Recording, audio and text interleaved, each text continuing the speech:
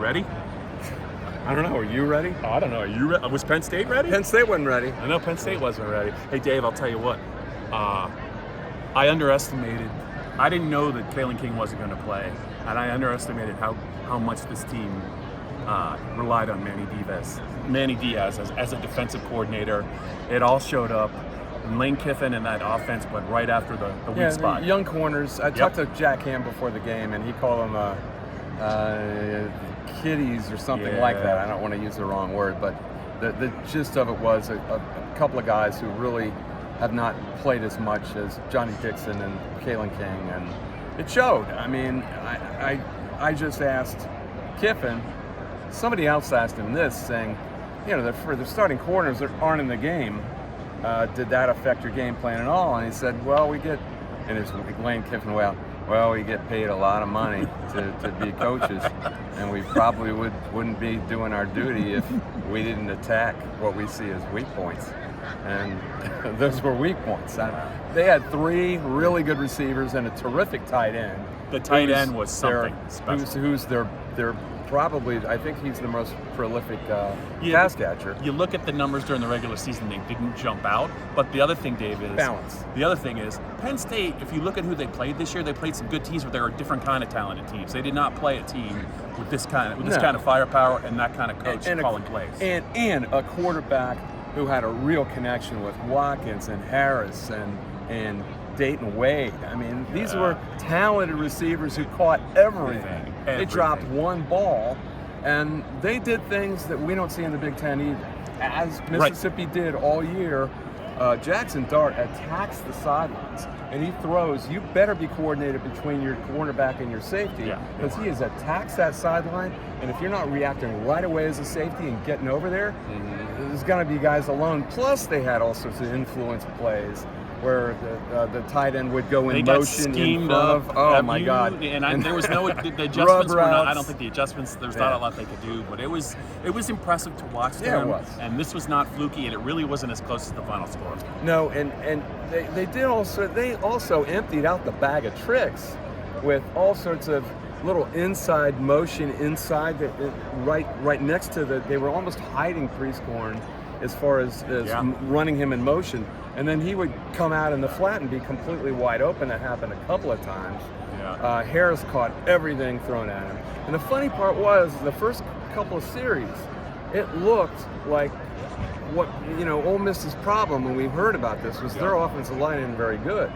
And there was a lot of free rushers coming in. Abdul Carter looked like he was going to kill Dart early in the game. And Lane made a big point of mentioning that number 11. He probably could have gone to the draft this year. He said that. So he mitigated his weaknesses. He did. He immediately said, and this is what I asked him about. I asked him about strategy after this first couple of series. What are you going to do there? And he said, well, we immediately started throwing quick passes.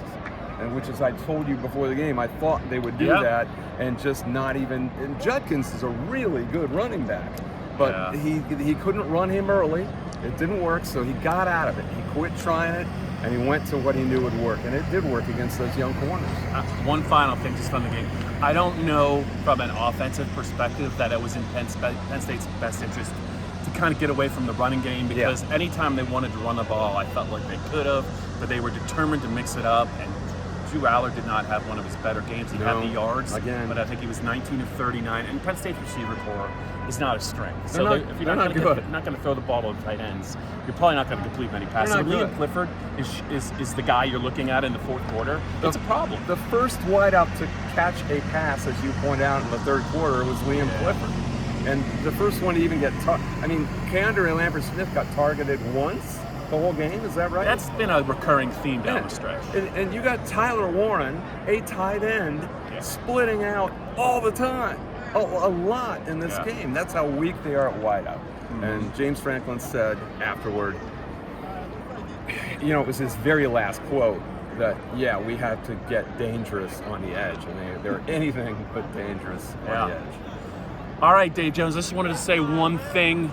I remember a while back you once asked a famous Penn State person about retirement, And I believe that person said the only retirement I'm looking forward to is yours. I remember that. And it was a great quote. I remember it was the an exchange. dates. It was I an remember the exchange dates. that you and Joe Paterno had.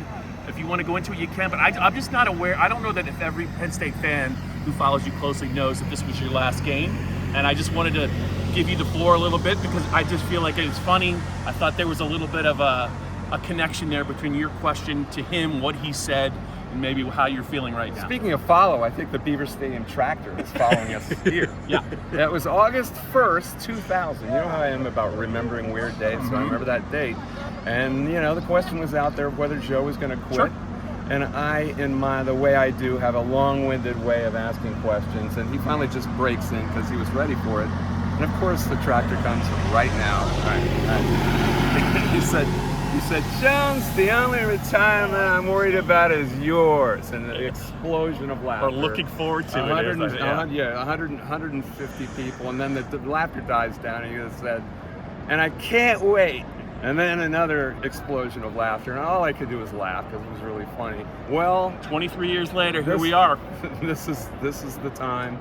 This will be my last Penn State game, and a lot of people will probably feel just like Joe did. But it's been quite a run, and it's time for me to do other things. I've had a lot of fun doing it. You've been a terrific partner. You really have. And it's been a pleasure. We'll do some podcasts. I'm not going to quit until April, but this is my last one. I just think that for the Penn State fans that are listening, we're going to get run over. We're going to get run over by the car. Slide over here.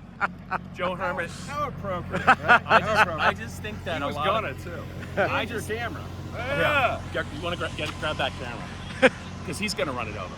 I just think, Dave, that the Penn State fans might not have always agreed with your point of view, but I think they are going to miss you, and I think there's no question.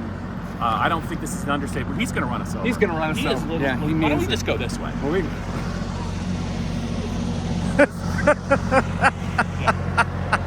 This is perfect. He just gave us a thumbs up. It was gonna be blood on the field. I got a job to do. Just real quick, I think even if they didn't always agree with you, I don't think I think I'm dead on when I say I don't think there's ever been a more talented writer of sports at the Patriot News or at PennLive, and I feel very confident in saying that. I think a lot of Penn State fans, even if they got mad at you at times, realize this, and I hope they are going to reach out to you in the coming weeks and months and just either say, good luck with everything, or, oh God, thank God you're leaving. But I just think they need to be aware of it, and I think that they realize what they're going to be missing in the future. Thank you. And speaking of which, James Franklin came back to me after yesterday's press conference, and big smile on his face, and wished me luck. And I like James Franklin. I wish him well. I hope he can make this work. It's not a good point for him right now, but a lot of things are changing in this business. Sure. It's probably time for a younger person to cover it. He might also be secretly thrilled that you're not going to ask him about going for 2 anymore, and there's a little bit of relief on his part, but I felt like that was genuine. I'm glad he did it, and I think we had a nice reception for you at the beat. Mark Brennan and Neil Riddell hosted it, and I think you enjoyed it. They were terrific. But I just wanted to make sure Penn State fans realized what was going to happen, and I think they're aware of it. And if they weren't, they're going to be missing out for years to come. And the man behind the camera Joe Herman, had a lot to do with it too. I know. I've heard since then. Anyway, that's it from Mercedes-Benz Stadium. Is that what it's called? That's right. What a place! It is something of a place. And until next time, wherever I may be. Adios.